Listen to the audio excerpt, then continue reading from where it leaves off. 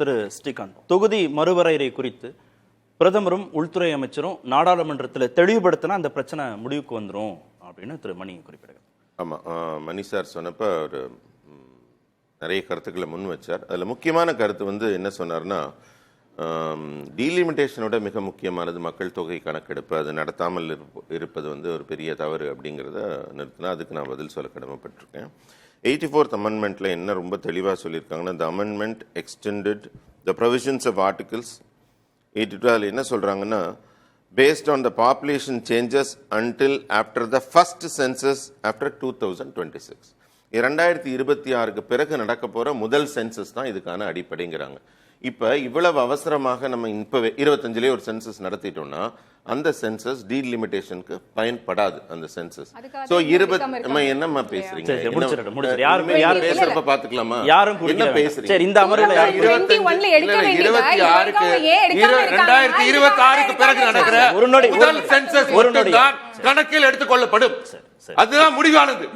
அதுன்னு இருக்கிறப்ப அதுக்கு முன்னாடி ஏன் நடத்தலங்கிறது என்ன ஒரு அறிவுபூர்வமான ஒரு கேள்வியாக இருக்கு. அதனால 2026க்கு பிறகு இருக்கணும்னு 84th அமெண்ட்மெண்ட்ல தெளிவாக இருக்கிறது. அதனால அதுக்கு முன்னாடி எடுத்து மறுபடியும் இன்னும் ஒரு வருஷத்துல ஒரு சென்சஸ் எடுப்பாங்களா, இல்லாட்டி அடுத்த 10 ஆண்டு காலம் காத்து கொண்டிருப்பார்களா?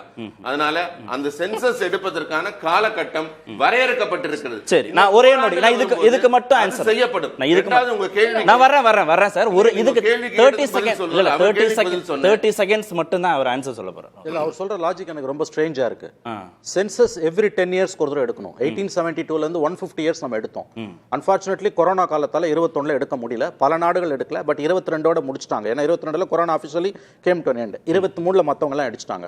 உங்களோட டீலிமிட்டேஷன் வேற விஷயம். சென்சஸை தள்ளி போடுறதுக்கு அவர் சொல்ற காரணம் டீலிமிட்டேஷன் 26க்கு பிறகு வர சென்சஸ். அதனால எத்தனை சென்சஸ் அது 31ல கூட எடுத்து பண்ணி ரொம்ப தவறான ஆர்குமெண்ட். அவர் ஏன் இப்படி எல்லாம் பேசுறாரு எனக்கு புரியல. அதாவது 10 ஆண்டுகளுக்கு ஒரு முறை எடுக்கக்கூடிய சென்சஸ் என்பது மெண்டேட்டரி. எல்லா சிஸ்டமும் எல்லா ஸ்கீம்ஸும் அதன் அடிப்படையில் நம்ம செய்யறோம். நடுப்புற கொண்டு வந்து ஒரு டீலிமிட்டேஷன் புகுத்துறாரு. இது சரியான ஆர்குமெண்ட் கிடையாது. குழப்பறாங்க. இன்ன வரைக்கும்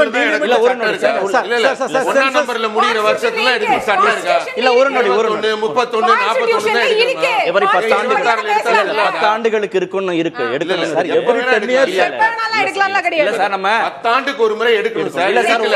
இல்ல ஒரு நிமிஷம் யாழினி, இல்ல ஒரு நிமிஷம். இல்ல சார், அதாவது இல்ல சார் ஒரு நொடி 2021ல 25 வருஷம் கழிச்சு எடுத்துக்கலாம். 2026க்கு அப்புறம் வர்ற ஃபர்ஸ்ட் சென்சஸ் வச்சு டீலிமிட்டேஷன் பண்ணிக்கலாம் நீங்க சொல்றீங்கல்ல. கண்டிப்பாக. சரி, 2021ல கொரோனாலாம் எடுத்துட்டு 22ல எடுத்துட்டோ 23ல எடுத்துட்டோ 26க்கு அப்புறம் ஏன் நம்ம 31ல எடுத்துக்க போறோம்? 31 எடுத்து டீலிமிட்டேஷன் பண்ணா என்ன குறைஞ்சிர போகுது? இன்னும் ஒரு 10 ஆண்டுகள் டீலிமிட்டேஷன்ஸ் இல்லாம நடக்கணும். நீங்க 5 ஆண்டுகள் அதாவது மக்கள் அத கேட்டார். அவர் கேட்டார் டீலிமிட்டேஷன்காக தான் சென்சஸ் எடுக்கணும். இப்ப எதுக்காக இன்னைக்கு ஒரு நான் சொன்னதுக்கு எல்லாம் வருத்தப்பட்டாங்க. ஒரு கற்பனையான ஒரு ஊமையான ஒரு இல்ல சார் ரொம்ப இல்ல ஸ்ரீகாந்த் ஒரு நிமிஷம். நீங்க வழக்கமாடி பேச மாட்டீங்க. ஒரு நிமிஷம் ரொம்ப ஒரு நிமிஷம். இல்ல சார், ஒரு எலெக்டட் கவர்மெண்ட் மக்களால தேர்ந்தெடுக்கப்பட்ட அரசு அதான் எதிர்பார்க்கிறேன். ஒரு எலெக்டட் பேசாதீங்க. ஒரு எலெக்டட் கவர்மெண்ட் இந்த வார்த்தையால தேர்ந்தெடுக்கப்பட்ட கவர்மெண்ட் ஸ்ரீகாந்த் இல்ல ரொம்ப நம்ம ஃப்ளூயிடா இத வாதிட முடியாது. டீலிமிட்டேஷனுக்காக சென்சஸை தள்ளி போட முடியாது. இல்ல நீங்க மக்களால தேர்ந்தெடுக்கப்படலையா? நீங்க மட்டும்தான் மக்களால தேர்ந்தெடுக்கப்பட்டிருக்கீங்களா? நீங்க உங்களோட மீட்டிங் நடத்துறப்ப பொங்கி எழுகிறீங்களா மக்களால தேர்ந்தெடுக்கப்பட்டதுன்னு? நாங்க மக்களால தேர்ந்தெடுக்கப்பட்ட யாரால வந்திருக்கோம்? அதனால எங்களுடைய ஆட்சியில எப்ப இந்த இது டீலிமிட்டேஷன்ஸ்க்கு முன்னாடி வர ஃபர்ஸ்ட் சென்சஸ் வரணுமோ காத்திருக்க முடியாது. அதனால டீலிமிட்டேஷன்ஸ் முக்கியம். இதுல எந்த டீலிமிட்டேஷனுக்காக சென்சஸ் பாராளுமன்ற முடிவெடுக்கும். இல்ல டீலிமிட்டேஷனுக்காக பாராளுமன்ற முடிவெடுக்கும். அங்க போய் பேசுறவங்கள பேச சொல்லுங்க. வடபஜ்ஜி சாப்பிடாம பேச சொல்லுங்க. கருத்தை பாராளுமன்றத்தில் வையுங்க. கருத்தை பாராளுமன்றத்துல வடபஜ்ஜிங்கறாரு. அவங்க போன்ல வச்சு என்ன பார்த்தாங்க? தனிப்பட்ட தாக்குதல். அவங்க போன்ல வச்சு என்ன வீடியோ பார்த்தாங்க? பேசக்கூடிய ஒரு நொடி யாரு என்ன பார்த்தாங்க? களம் இருக்கு. இரண்டாவது முறை சட்டத்தை பாராளுமன்ற உறுப்பினர்களை வடபஜ்ஜி தின்றாங்கன்னு நியூ படுத்துறது இரண்டாவது சரி புகாரி, ஒரு இந்த நிமிஷம். கருத்துக்கள் சரி, பேச வேண்டிய ஓகே சார். பாராளுமன்றம். ஓகே, நான் அதை அங்க கேட்கிறேன். பேசு. அதே கேள்வியை நான் கேட்கிறேன். சரி, நீங்க ஏன் நாடாளுமன்றத்தில் இதற்கான குரலை கொடுக்க நாடாளுமன்றத்துல வேண்டும்? கடந்த 10 நாளா இத பத்தி பேசணும் அப்படின்ற கோரிக்கையை எம்பிஸ் வச்சிட்டு இருக்காங்க. அங்க பேசுறது கிடையாது. மணி சார் சொன்ன மாதிரி நேத்து அமித்ஷா அவர்கள் அதுக்கான பதில் அவங்க அவ்வளவு நேரம் பேசுறாங்க. ஹோம் மினிஸ்ட்ரியோட செயல்பாடுகளை பத்தி பேசுறப்ப அது அப்பயுமே அதுக்கான பதில் கிடைக்க மாட்டேங்குது. அண்ட் இப்படி நீங்க கேட்க கூடாதுன்னு எந்த ஒரு சட்டத்திலையும் கிடையாது.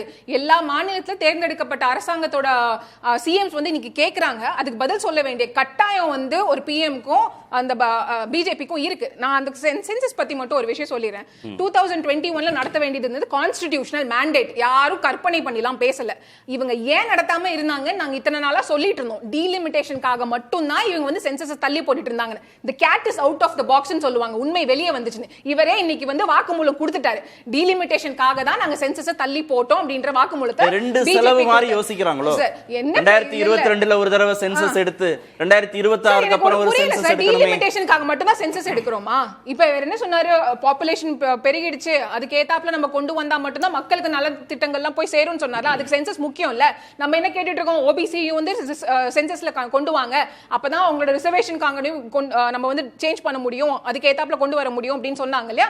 அதுக்கான சென்சஸ் இவங்க வந்து 2021ல சென்சஸ் எடுத்திருந்தாங்க அப்படின்னா அடுத்த சென்சஸ் 31ல சென்சஸ் எடுத்தோம்னா 34 எலெக்ஷன்ல தான் நம்ம வந்து டீலிமிட்டேஷன் நடக்கும். ஆனா இவங்க தள்ளி போட்டு கோவிட்ன்ற காரணத்தை சொல்றாங்க. அப்ப நடக்கும்போது நியாயமா நடக்கும் நம்புறீங்களா? 34ல டீலிமிட்டேஷன் இந்த பாப்புலேஷன் பேசிஸ், இப்ப இருக்கிற பாப்புலேஷன் பேசிஸ்ல பண்ணக்கூடாதுன்றது தான் கோரிக்கை. பிகாஸ் நார்த் இந்தியன் ஸ்டேட்ஸ் வந்து they have failed at population control. இவங்க வந்து அங்க இருக்க ஆட்சிகள் வந்து அங்க கண்ட்ரோல் பண்ணல. So on basis of population நீங்க பண்ணக்கூடாது. ஆனா இவங்க கோவிட்ன்ற ஒரு காரணத்தை சொல்லி டிலே பண்ணிட்டே வந்தாங்க. இந்தியாவை விட்டு கோவிட் போய் 2 வருஷம் ஆச்சுன்னு WHO வந்து சொல்லிட்டாங்க. ஆனா இன்னும் அவங்க நடத்தாததுக்கு காரணமே இந்த டீலிமிட்டேஷனுக்கு வந்து கொண்டு போறதுக்கு. இப்ப 26ல இவங்க நடத்தினாங்க அப்படின்னா 29 எலெக்ஷன்லயே அவங்கனால கொண்டு வர முடியும். நான் கொஞ்ச நேரத்துக்கு முன்னாடி சொன்னேன், ஜம்மு அண்ட் காஷ்மீர்ல அவங்க ஜெயிக்க வேண்டிய மாநிலத்துக்கான சீட்ஸ் இன்க்ரீஸ் பண்ணாங்க. அதே இது காஷ்மீர்ல சீட்ஸ் வந்து இன்க்ரீஸ் பண்ணலன்னு. அதுக்கு பேர் ஜெரிமேண்டரிங். அதே ஜெரிமேண்டரிங் ஜம்மு அண்ட் காஷ்மீர்ல மட்டும் பண்ண பிஜேபி இன்னைக்கு இந்தியா முழுக்க பண்றதுக்கான ட்ரை பண்ணுது. மணி சார், அதுல ஒரு நிமிஷம் அவங்க ஜெயிக்கிறதுக்கு இப்ப இருக்கிறது மைனாரிட்டி ஆட்சி. இப்ப வந்து அவங்களுக்கு வந்து சந்திரபாபு நாயுடு வந்து தேவைப்பட்டிருக்காரு அங்க வந்து ஒரு மைனாரிட்டி ஆட்சி ஃபார்ம் பண்றதுக்கு. இவங்களுக்கு அதே பயம்தான். இதே கண்டினியூ ஆச்சுன்னா அவங்களால சீட் ஜெயிக்க முடியாது. நார்த் இந்தியன் ஸ்டேட்ஸ், உத்தரப்பிரதேஷ், மத்திய பிரதேஷ், ராஜஸ்தான் அந்த மாநிலத்துல வந்து சீட்டை இன்க்ரீஸ் பண்ணிட்டா அவங்கள அந்த சீட்ஸை மட்டும் வச்சு நாங்க ஆட்சி ஃபார்ம் பண்ணிக்கலாம். சவுத் இந்தியன் ஸ்டேட்ஸ்க்கு வந்து நம்ம மதிப்பு கொடுக்கவே வேண்டாம். மறுவரையறைங்கிறது பிஜேபிக்கு மட்டும் லாபம்னு தொடர்ந்து இவங்க பேசிட்டே இருக்கிறாங்க. 5-6 மாநிலங்கள்ல, ராஜஸ்தான், மத்திய பிரதேசம், பீகார், உத்தரப்பிரதேசம், இந்த மாநிலங்கள்ல மட்டும் ஜெயிச்சு அவங்களே தனியா ஒரு அரசாங்கத்தை நடத்திடுவாங்க, எங்களை கவனிச்சுக்க மாட்டாங்கன்னு சொல்றாங்கல்ல. இது வெற்று பயமா இல்ல அந்த பயத்துக்கு பின்னாடி ஏதாவது குறைந்தபட்ச நியாயமாவது? இல்லைங்க, குறைஞ்சபட்ச நியாயம் இருக்குங்க. அந்த பயம் ஒதுக்கி தள்ள முடியாத பயம். நம்ம வந்து இப்போ நாடாளுமன்ற புதிய கட்டடத்தை அவங்க கட்டும்பொழுது 800+ சீட்ஸ் கட்டினாங்க. அப்போ முதல்ல என்ன வழக்கம் போல் போய் சொன்னாங்க, என்னன்னா வந்து சென்ட்ரல் ஹாலில் இடம் இல்லை, ஜாயின்ட் செஷன் நடத்துனாங்கன்னா எங்களுக்கு இடம் வேணும். அப்போ ராஜ்யசபாவில் எதுக்கு இடத்த கூட்டினாங்க? ராஜ்யசபா சீட்டிங் இன்க்ரீஸ் ஆகிருக்குது. ஸோ தெளிவாக அவங்களுக்கு ஒரு மேண்டேட் இருக்குது, அவங்களுக்கு ஒரு பிளான் இருக்குது. அவங்களுக்கு ஒரு தெளிவான அஜெண்டா இருக்குது. பார்ட்டி வித் அஜெண்டா, அதிலெல்லாம் சந்தேகமே வேண்டாம் அவங்களுக்கு. ஆகவே இன்னைக்கு இந்த கூட்டமும் இதில் எழுப்பியிருக்கக்கூடிய பிரச்சனைகளும் நியாயமானவை. இதில் சிக்கல் இருக்குன்றதை நான் புரிஞ்சுக்கிறேன். அதாவது வந்து திமுகவும் இந்த கட்சிகளும் வந்து 71 சென்சஸ் படின்னு கேட்கறது அது நடைமுறையில் சாத்தியம் அல்ல. There must be middle ground. அல்லது இன்னும் இவங்களுக்கு ஜனநாயகம் அவ்வளோ தூரம் இருந்ததுன்னா பிஜேபிக்கு அது இருக்காது, தெரியும் நமக்கு. இருந்தாலும் ஒரு உட்டோப்பியன் ட்ரீமில் சொல்கிறேன், நீங்கள் சிஸ்டத்தை மொத்தமாக மாற்றுங்க. அமெரிக்காவில் இருக்க மாதிரி ஈச் ஸ்டேட்டுக்கு 2 ஓட்டு தான் இல்லையா? அந்த மாதிரி நீங்கள் வந்து எல்லா ஸ்டேட்ஸ்க்கும் ஈக்குவல் ரெப்ரஸன்டேஷனை கொடுங்க. அப்படி இல்லாம இந்தி பேசக்கூடிய மாநிலங்கள்ல பாஜக மட்டும் ஜெயிச்சிரும்னு எப்படி? இல்லங்க, பிஜேபின்னு இல்லங்க, இது நாளைக்கு வேற பார்ட்டி. நீங்க ஃபெடரல் ஸ்ட்ரக்சர்ன்றது வந்து என்னங்க, ஒரு ஜனநாயகன்றது வந்து ஒரு மனிதன் ஒரு ஓட்டு தானே உங்களுக்கு.